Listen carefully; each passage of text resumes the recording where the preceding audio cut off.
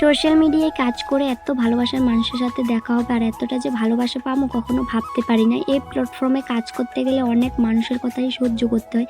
আজকে দেখো আমগো ঘরে আইসে মিষ্টি একটা দিদিভাই হুঁচই থেকে, ওর ছেলেও আছে আর ওর দেওরের সাথে এসেছে। আসার সময় দেখো অনেক কিছু এনেছে, আসলেই যে কিছু আনতে হবে এটা কোনো ব্যাপার না। দিদিভাই তোমরা যে এসেছো এত দূর থেকে, আমি খুব খুব খুশি হয়েছি, সত্যি আমার খুব ভালো লাগলো দিদিভাইয়ের সাথে দেখা করে।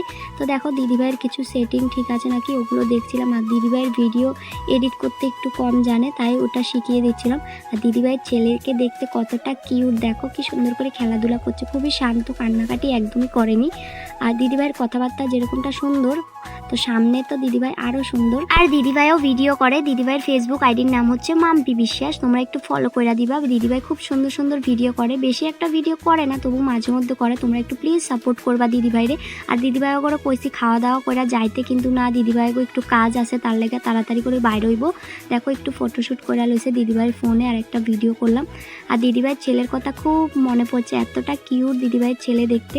তো এখন দিদিভাইরা যাইবো গা, কইছিলাম খাওয়া দাওয়া করে যাইতে, কিন্তু একটু কাজের জন্য তাড়াতাড়ি গেছে। আজকে দুপুরে রান্নাটা শাশুড়ি মা করছে আর আমারে আমগো শাশুড়ি এত সাপোর্ট করে, কইতাছে যা তোর দিদিভাইরা আইসে হেগুলোকে ভিডিও করে দা, আমি রান্না করি। তো দেখো রান্নার পর কয়টা বাসন বাড়ছে, এগুলো আর আমি মারে ধুইতে দিই নাই, আমি ধুয়ে লইতে আসি, কারণ দুপুর থেকে রান্না বাড়া কত কষ্ট করে করছে শাশুড়ি মাই।